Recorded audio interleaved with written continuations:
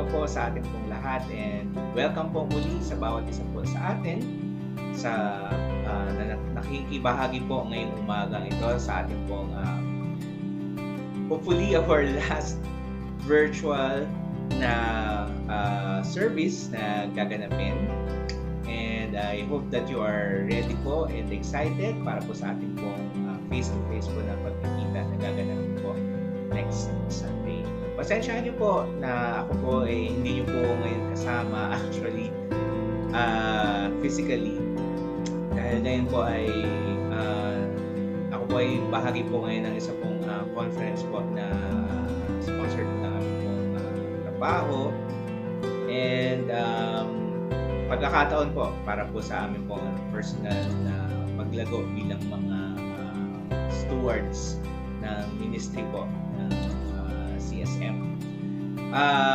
Pero ako po ay kapiling po ninyo in spirit at ako po ay ito po nawa sa akin po paghahatid po ng mensahe po sa inyo ngayong umaga.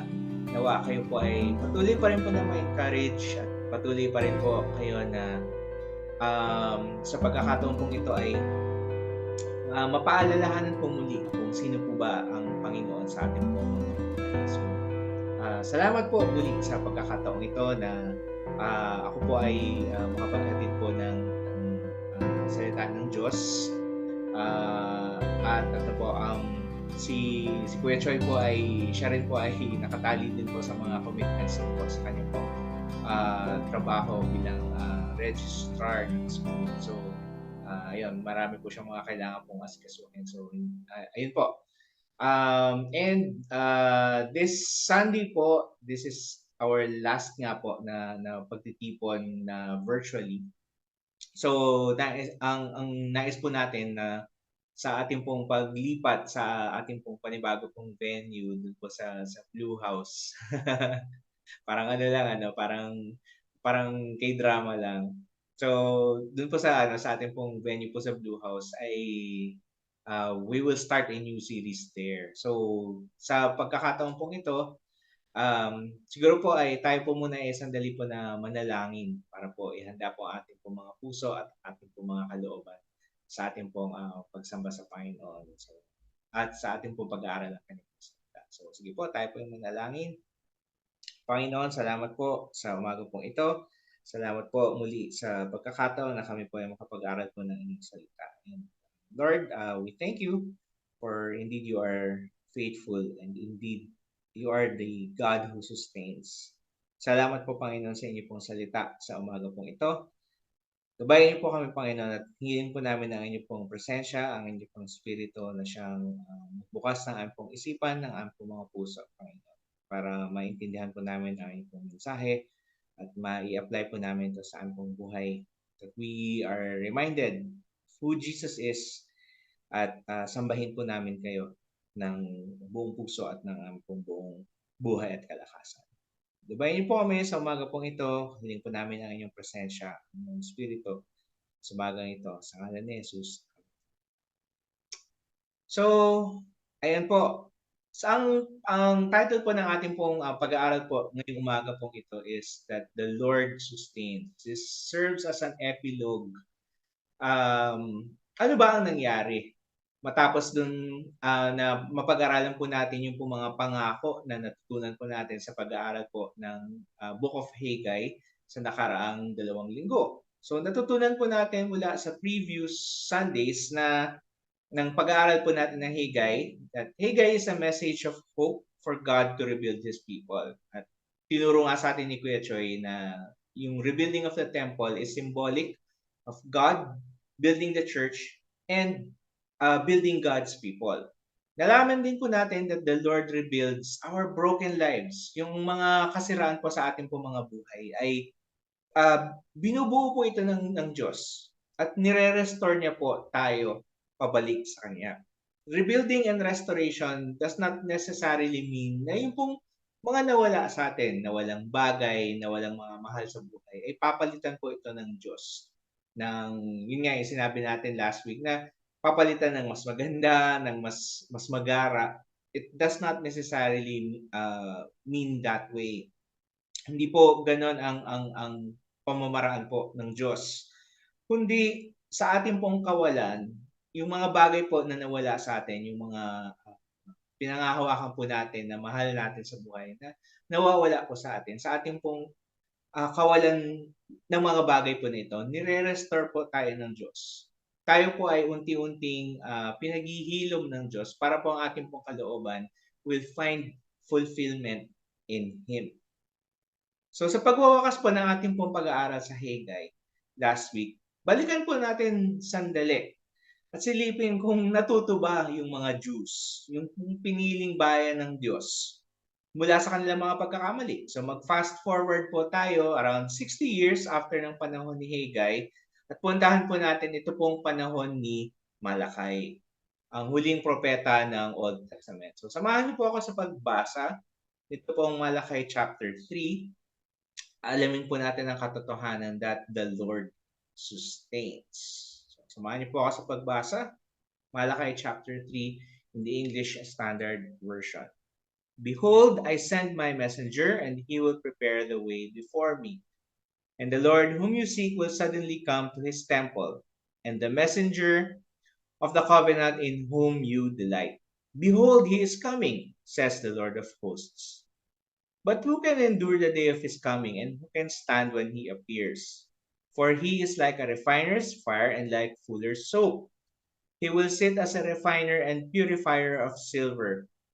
And he will purify the sons of Levi and refine them like gold and silver. And they will bring offerings in righteousness to the Lord. Yung pong fuller soap ay ginagamit po na panglinis ng kung hindi po ako nagkakamali, medyo mamahaling mga tela po yan. So nagtatanggal po siya talaga ng mga impurities. And pinapalo-palo yung tela para lumabas yung mga impurities dito. Verse 4, Then the offering of Judah and Jerusalem will be pleasing to the Lord as in the days of old and as in former years. Then I will draw near to you for judgment. I will be a swift witness against the sorcerers, against the adulterers, against those who swear falsely, against those who oppress the hired worker in his wages, the widow and the fatherless, against those who thrust aside the sojourner and do not fear me, says the Lord of hosts. For I, the Lord, do not change. Therefore, you, O children of Jacob, are not consumed. From the days of your fathers, you have turned aside from my statutes and have not kept them. Return to me, and I will return to you, says the Lord of hosts. But you say, How shall we return? Will man rob God? Yet you are robbing me. But you say, How have we robbed you? In your tithes and contributions. You are cursed with a curse, for you are robbing me, the whole nation of you. Bring the full tithe into the storehouse, that there may be food in my house. Thereby put me to the test, says the Lord of hosts. If I will not open the windows of heaven for you and pour down for you a blessing until there is no more need. I will rebuke the devourer for you, so that it will not destroy the fruits of your soil, and your vine in the field shall not fail to bear, says the Lord of hosts. Then all nations will call you blessed, for you will be a land of delight, says the Lord of hosts. Your words have been hard against me, says the Lord. But you say, How have we spoken against you? You have said, It is vain to serve God. What is the profit of our keeping his charge, or of walking as in mourning before the Lord of hosts? And now we call the arrogant blessed. Evildoers not only prosper, but they put God to the test and they escape. Then those who feared the Lord spoke with one another. The Lord paid attention and heard them, and the book of remembrance was written before him of those who feared the Lord and esteemed his name. They shall be mine, says the Lord of hosts, in the day when I make up my treasured possession, and I will spare them, as a man spares his son who serves him. Then once more you shall see the distinction between the righteous and the wicked, between one who serves God and one who does not serve Him. Palain ng Panginoon ang pagbasa ng kanya pong salita. Maring familiar po kayo dito po sa passage po na ito. Kasi madalas ito pong passage po na ito binabasa sa church kapag sinasabi, uy, medyo mababa na yung mababa na yung yung giving natin, yung offering natin. So baka kailangan ng ilabas si Malakay. Pero hindi po 'yun yung ko po, yung layunin bakit ito yung ating pong pag-aaral. But this is probably a fitting epilogue, pinaka-ending nung mga kaganapan na pinag-aralan po natin the last 2 weeks after po nung rebuilding of the temple nung pong panahon ni Haggai at ni Zechariah. So konting background po sa ating pong pag-aaral. Ang Malachi in Hebrew means my messenger. So last week po nabanggit ko din po actually na Haggai means messenger. Pero actually ang ibig sabihin po na Haggai ay festal, na probably ay ito po ay isang allusion or reference po to festival. Yung pong ipinangako ng Diyos na magkakaroon po ng festival or yung pong observance of the Feast of Booths, yung pong huling ending nung pong oracle ni Haggai. No, ni Zechariah kung hindi ako nagkakamali.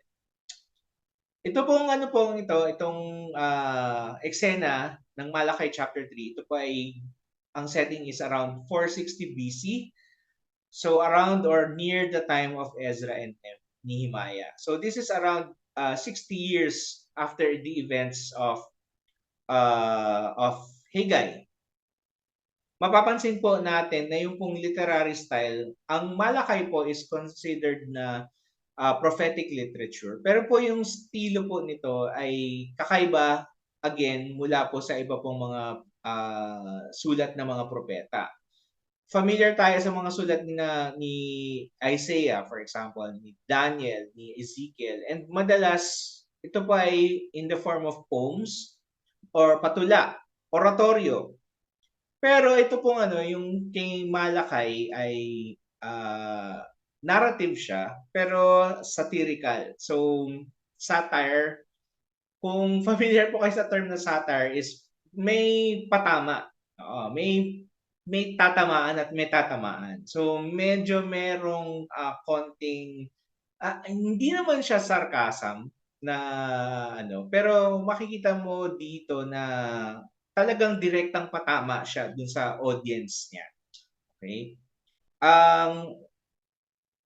Pinag-aralan din natin na previously 'di ba sa ang Haggai at Zechariah.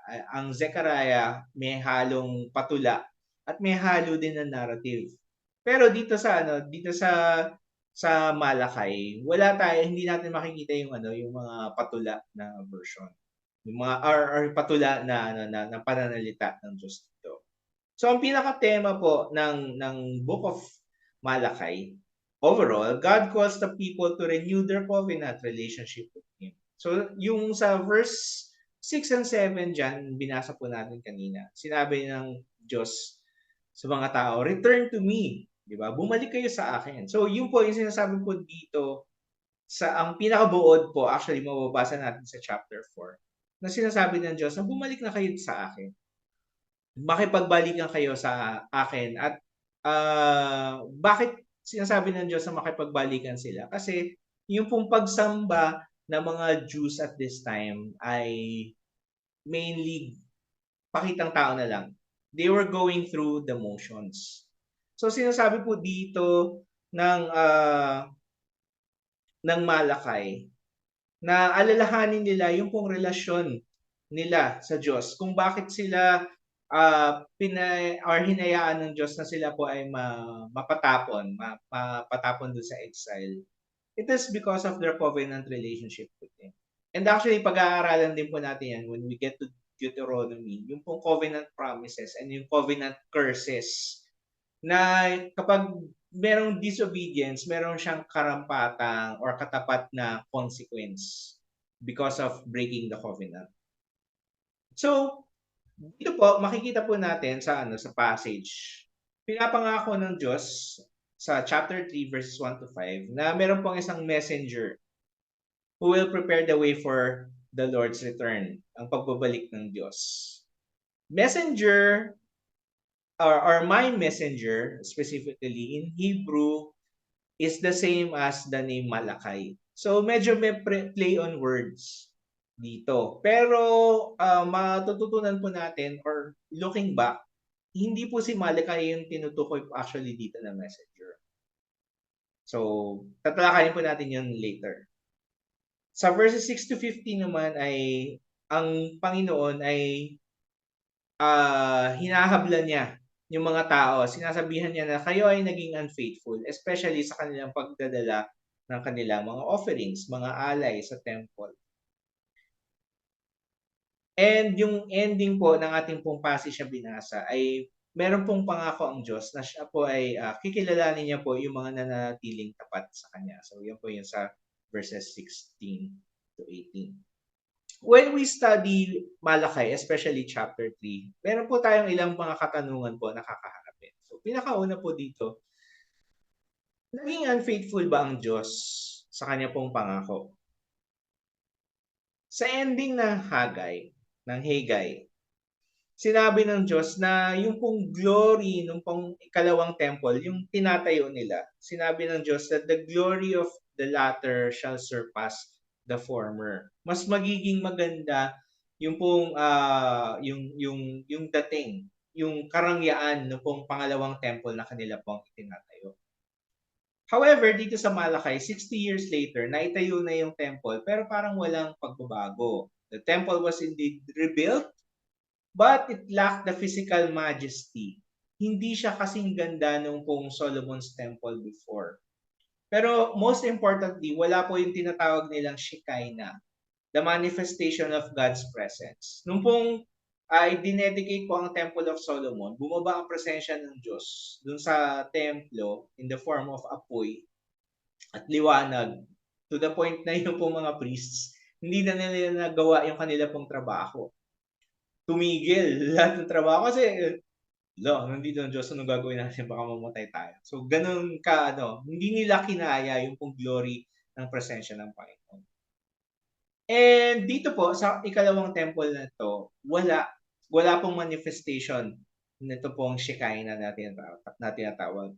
Ilang daang taon pa ang lumipas bago sinagawa ni Herod the Great yung pong malawakang expansion at renovation ng temple. So, nangyari yon around 20 BC. So, ang time frame po natin dito po sa pag-aaral ng Malakay is 460 BC.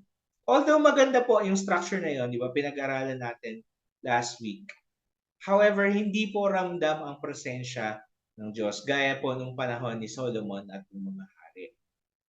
Moreover, sa panahon ni Malakay, patuloy pa rin ang hirap ng buhay. Di ba, nangako ang Diyos sa ending ng Haggai na magiging maayos din ang lahat. Diba? Magiging maganda ang glory ng mas matindi or mas maliwanag ang glory ng pangalawang temple kaysa dun sa una. Pero ganun pa din ang buhay. Mahirap pa din, may mga tagtuyot pa din, may taggutom, and the Jews were still under the control of the Persians. So no wonder maraming mga tao nagsasabi na wala naman palang pinagkaiba yung pagsamba sa Diyos dun sa pagsamba sa iba or yung hindi pagsamba sa Kanya. Yan yung sinasabi niyan sa verse 14. Sinabi ng mga tao na it is vain to serve God. Walang obvious na benefit. And dahil sa kahirapan, maraming mga tao, ang inaalay nila sa templo is yung mga defective na sakripisyo. Although, merong heart issue behind it. Mababasa natin yan sa chapter 1 ng Malakay.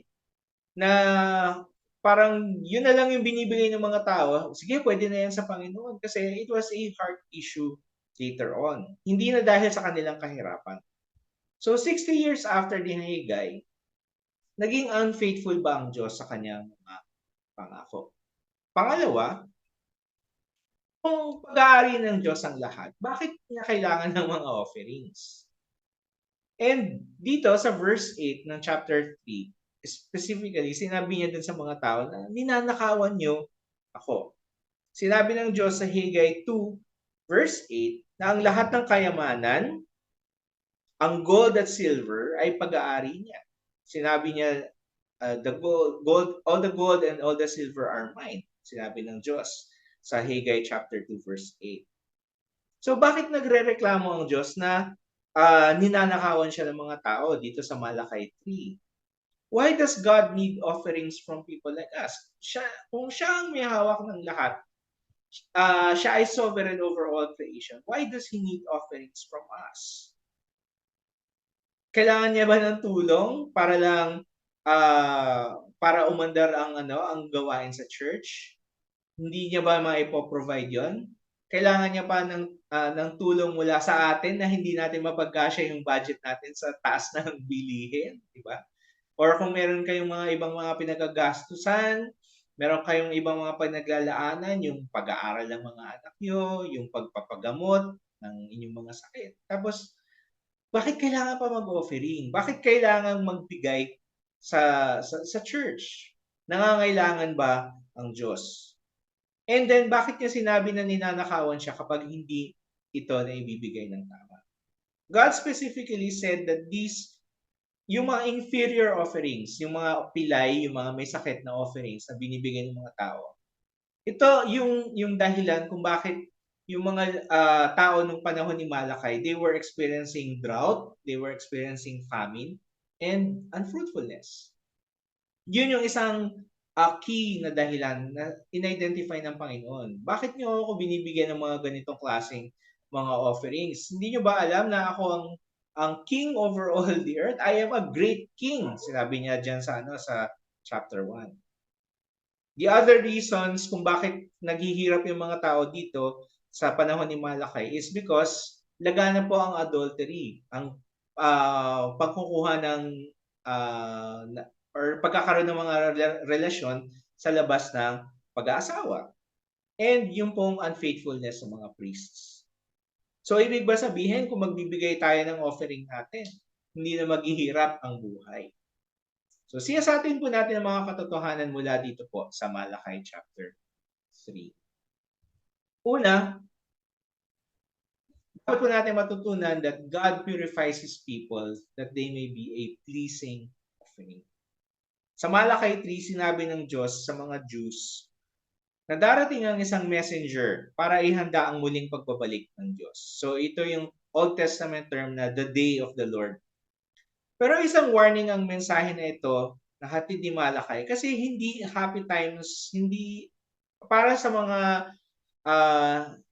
hindi para sa lahat ng tao ang kasiyahan na dulot ng pangako ng muling pagbabalik ng Diyos. Kasi kailangan din po nating isaisip na ang muling pagbabalik ng Diyos, ito po ay naghahatid po ng judgment. Mabasa natin yan sa verse 2. Sa parang ito, dadalisayin ang pananampalataya ng mga naniniwala sa Diyos. Gaya ng pag-purify sa precious metals at paglilinis sa mamahaling damit. Yan yung binanggit dito sa verses 3 to 4. Dahil masakit ang proseso na ito, yung pong refiner's fire, yung ikaw ay madarang sa apoy para matanggal yung mga impurities or yung sabon na gagamitin para matanggal yung mga impurities. Tapos, kung naabutan po ninyo yung mga nagpapalo-palo na labahin, mahirap po na proseso po yun. Imaginein po ninyo kung yung damit meron pong feelings, di ba? Bakit mo ginagawa sa akin ito, di ba? Para matanggal yung pong mga impurities. Dahil masakit ang proseso, maaalis yung mga nagpapanggap sa kanilang faith at mananatili yung mga tapat na naniniwala sa Diyos. And just thinking about it, actually, mas madali na lang na mag-give up. Sa totoo lang. Pero ang maganda po dito, kailangan po natin tandaan na hindi po nakasalalay po sa atin yung pong bigat na kumapit sa Panginoon. Kasi tandaan po natin, siya po yung may hawak po sa atin. Yun po yung assurance po na pwede po natin na panghawakan. Ang Diyos po ang actually may kapit sa atin. So, ang pangako dito sa Malakay 3 to 4, na kapagka nalinis na yung pong mga nananampalataya sa Diyos at natira na yung talagang tapat na nananalig sa Kanya, magiging katanggap-tanggap muli yung kanila pong offering. gaya ng mga unang mga pag-offer sa temple nung pong unang panahon. So ano po ibig sabihin nito para sa atin? Sa panahon natin, alam natin na hindi si Malakay yung messenger na tinutukoy dito sa chapter 3, kundi ang pinangakong si John the Baptist na naghanda para sa pagdating ni Jesus Christ.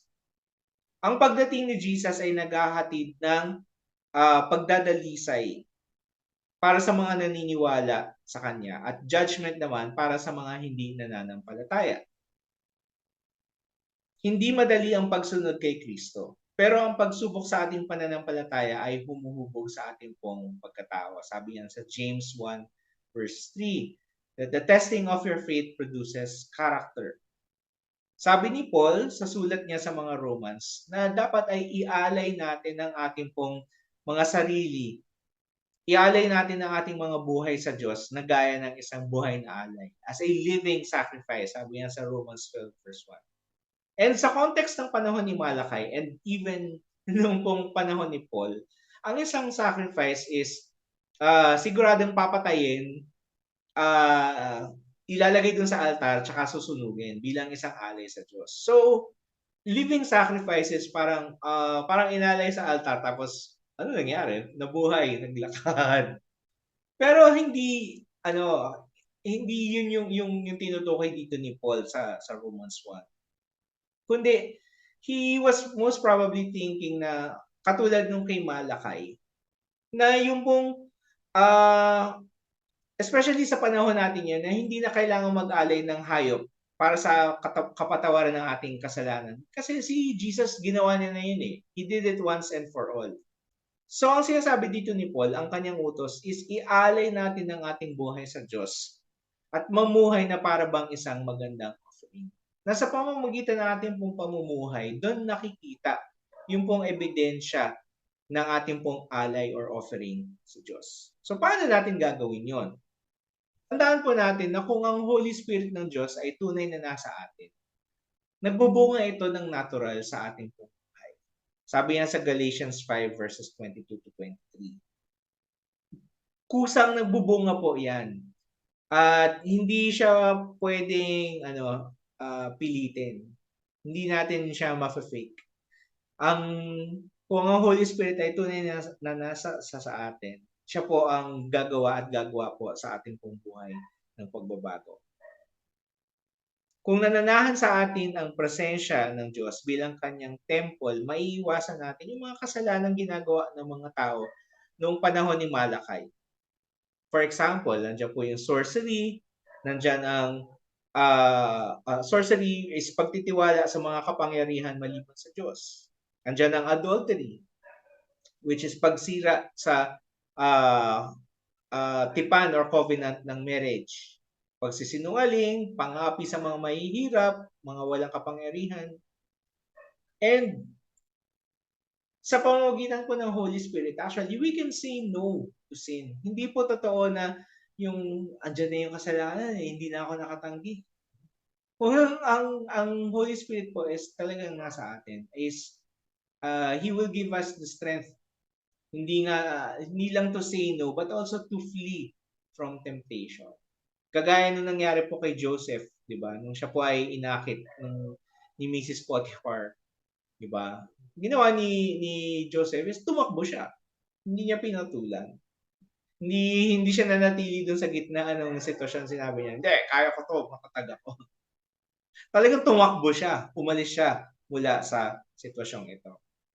So, kagaya nga nung merong isang kwento na yung isang youth leader daw, di umano, na nilapitan siya, or pinapagalitan siya ng pastor, or hindi, dinidisiplina siya ng pastor dahil nagkaroon siya ng isang improper relationship dun sa isang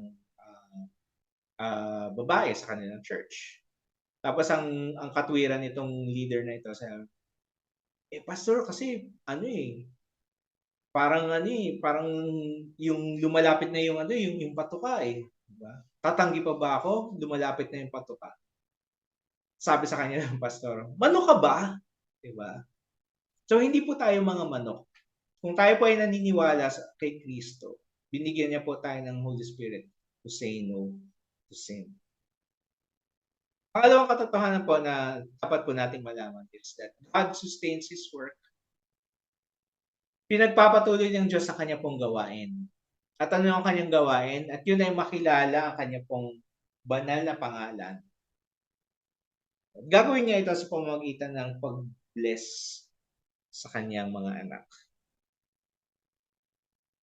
So bakit nga ba kailangan ng mga offerings kung ang lahat ng bagay pag-aari ng Diyos? God instituted the practice of bringing offerings to the temple mainly to support the temple workers. Hindi naman actually dahil naghihirap si God, hindi naman dahil sa may pangangailangan si God. It was actually God teaching the people to look after others.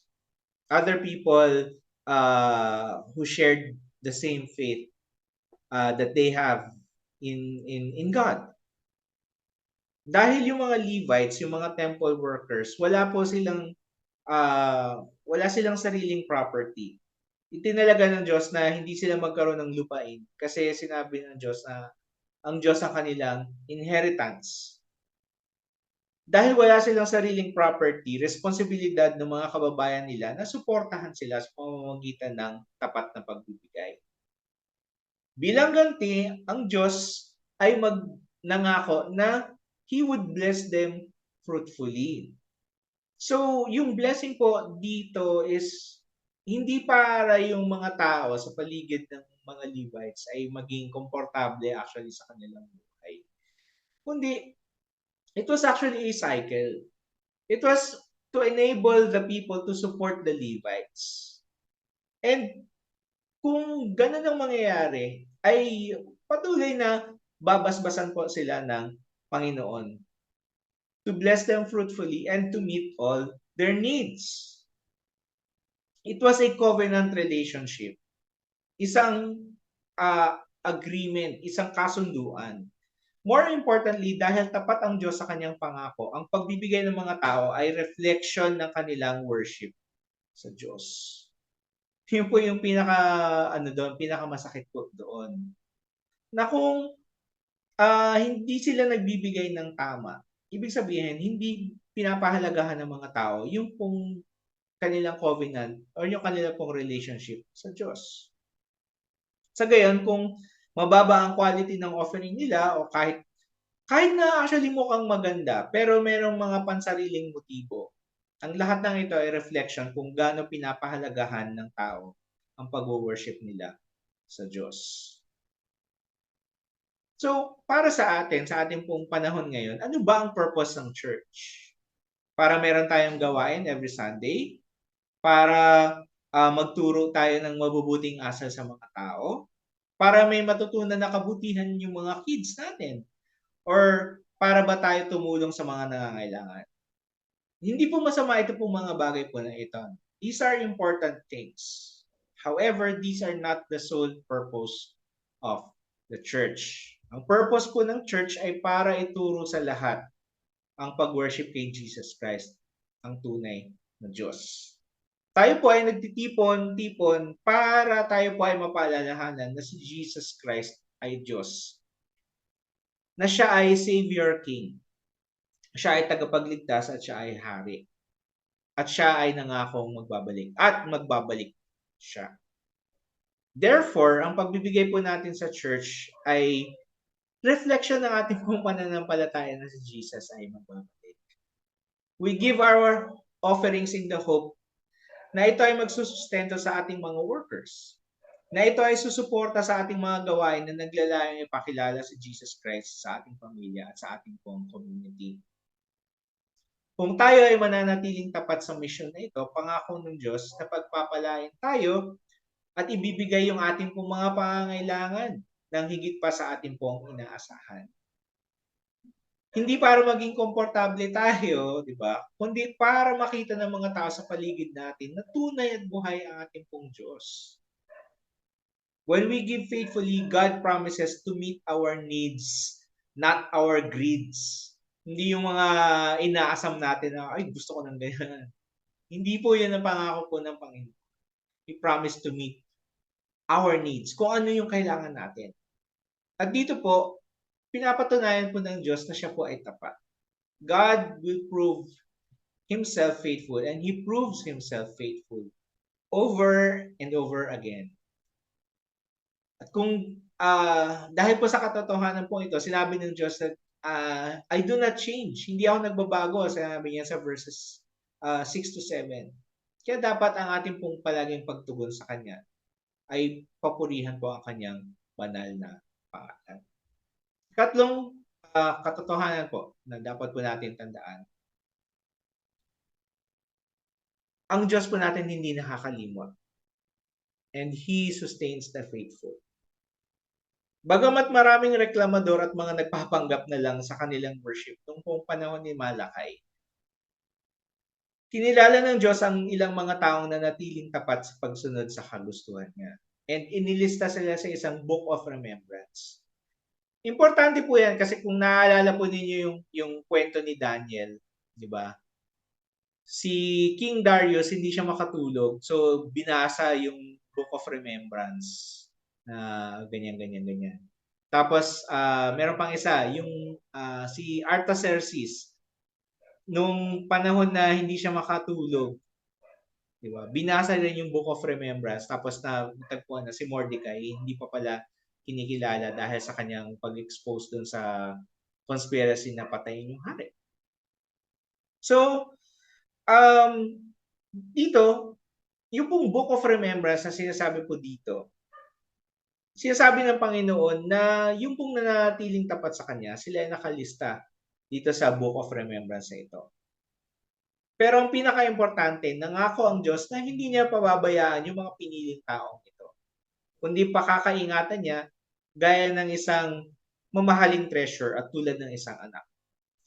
Yan po actually yung pinaka-ano dyan. Yung, huwag tayong ito yung pinaka-importante dito po sa chapter 3. Huwag tayong mapako dun sa bring me the tithes into the storehouse and I will open the floodgates of heaven. Uy, masyado tayong actually napako doon sa anong yun eh. Sinabi niya sa verse 10 eh. Pero actually, ito po yung pinaka puso ng anong ito, ng passage po na ito. Pangako ng Panginoon. Kung tayo po ay sasamba po sa Kanya, pahahalagahan po siya. Sinabi ng Diyos na tayo ay sa Kanya. They shall be mine. They shall be mine. Na ibig po sabihin, walang makakapaghiwalay po sa atin sa Panginoon. Kahit pa po kamatayan at kahit po na kahirapan. So, ito po actually ang encouragement po sa atin ngayon sa umaga pong ito. Ano man ang sitwasyon mo, huwag kang mawalan po ng pag-asa na nakikita ng Diyos ang iyong ginagawa.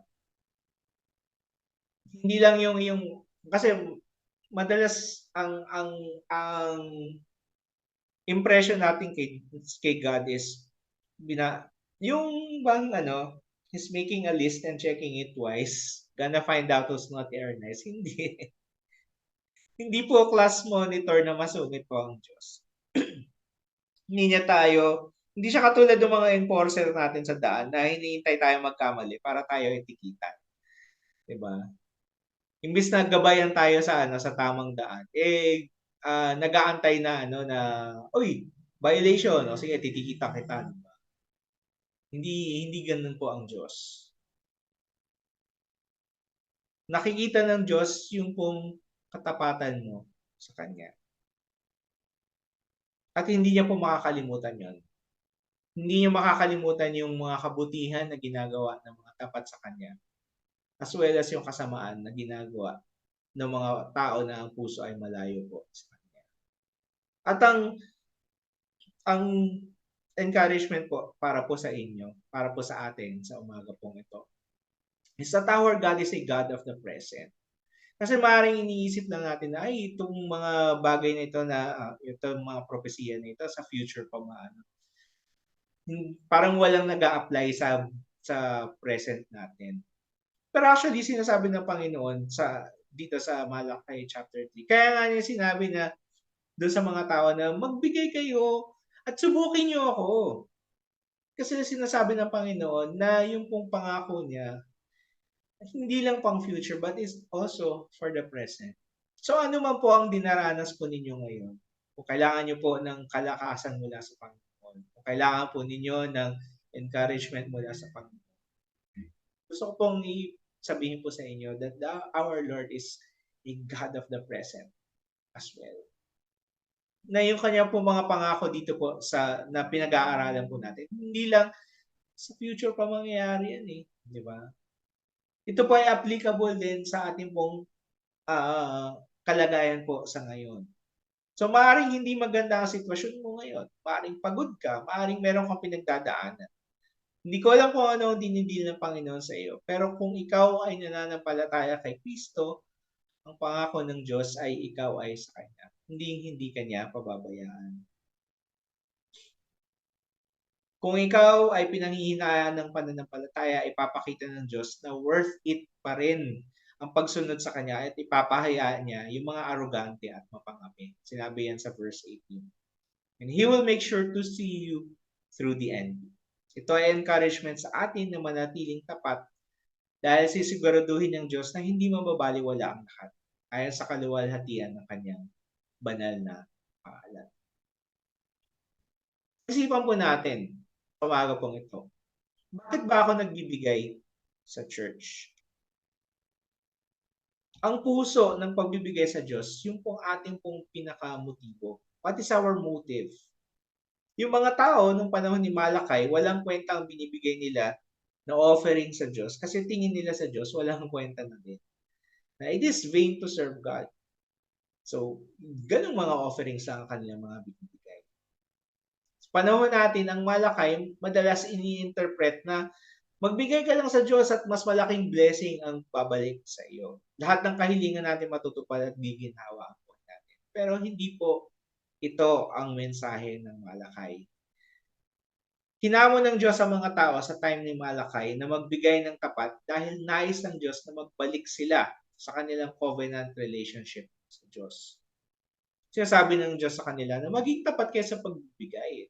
Mapapatunayan nyo na ako ay tapat sa aking pangako, sa aking salita. Kung tapat sila na magbibigay, ito ay patunay ng kanilang pagmamahal at pagpapahalaga sa Diyos. At dahil tapat ang kanilang offering at worship, pangako ng Diyos na pagpapalain sila at ibibigay ang kanilang mga pangangailangan. So as we move to our new venue, nawa yung ating pong pagbibigay, may this be a reflection ng ating pong worship at ang ating pong pananalig kay Hesus Kristo. Sana po hindi tayo mapako dun sa kailangan magbigay ako ng malaki para magpatuloy yung or sana merong magbigay ng malaki para magpatuloy ang hindi, it's more than the amount. More than the amount, ang tinitingnan po sa atin po ng Diyos is yung ating pong state ng ating pong mga puso. Kasi even if you give 500,000 pesos or 2 million pesos po to the church, kung ang pagbibigay po natin ng puso natin, yung motibo po natin ay hindi ayon sa kagustuhan ng Diyos, then it is not honoring to God. Siya sa atin po natin, binibigay ba natin yung ating mga offering sa church, regardless of the amount, sa paniniwala na ito ay makakatulong para makilala ng mga tao si Jesus Christ? Naasahan ba natin na Lord, nawa makatulong po ito sa ating pong Sunday school, na mga workers na naglilipat-lipat sa mga villages para mas marami pong mga tao makakilala kay Kristo. Lord, sana magamit ito para po sa aming VBS na mas marami pang mga villages na makarinig sa gospel. Lord, sana po makatulong po ito para po sa masustain po namin yung pong aming pong pag-meet sa venue para makaminister din kami sa mga tao sa Blue House, yung mga tenants na kapwa namin, di ba? Marinig din nila ang tungkol kay Kristo. Or binibigay ba natin ito kasi inaasahan natin na, Lord, bless mo ako bigay ako. Idalangin natin sa Diyos na maging tama ang puso ng ating pong pagbibigay sa Kanya. At makakaasa tayo na hindi niya pababayaan ang gawain ito na pinagkatiwala niya sa atin. Nawa makita ang katapatan ng Diyos sa ating sama-samang pagsamba doon po sa Blue House, sa ating paghahatid ng gospel sa mga bata at kanilang mga magulang sa SS11, sa SS9, sa SS1, at sa ibang mga villages pa dito po sa Lancaster. At hindi lang sa kanila, kundi sa ating pong mga sariling pamilya. The Lord sustains us and blesses us that we may remain faithful to Him and bring honor to His holy name. Tayo po ay pinapanatili po ng Diyos. Hindi lang siya nagre-rebuild, hindi lang siya nagre-restore, kundi tayo po ay pinapanatili ng Diyos. Tayo ay Kanyang pinagpapala para tayo ay manatiling tapat sa Kanya at tayo po ay magdala ng papuri at pagsamba sa Kanyang banal na pangalan. Manalangin po tayo. Panginoon, salamat po sa umagang ito. Salamat po sa inyong pong salita. Salamat po sa pangakong ito na nakita po namin mula sa Malakay chapter 3. Turuan niyo po kami, Panginoon, na siya sa atin yung aming pong pagsamba sa inyo. Turuan niyo po kami na kami po ay magbigay. Hindi po dahil kami po ay obligado, hindi po dahil kami po ay napipilitan, or hindi dahil sa meron po kaming inaasahan na balik sa amin. Hindi dahil ito po ay reflection ng aming pong pananampalataya po sa inyo. Nawa kami po ay magbigay dahil kami ay naniniwala na kayo po ay tapat sa inyong mga pangako, na kayo ay muling magbabalik, na kayo po ay Diyos, kayo ay karapat dapat na sambahin, karapat dapat po na maipakilala sa mga tao po sa paligid. Lord, we know that we are unfaithful, but you remain faithful. May you continue to rebuild us, to restore us, and to sustain us hanggang sa inyo po muling pagbabalik. Salamat sa inyong salita. Salamat po sa umagang ito. Sa pangalan ni Jesus.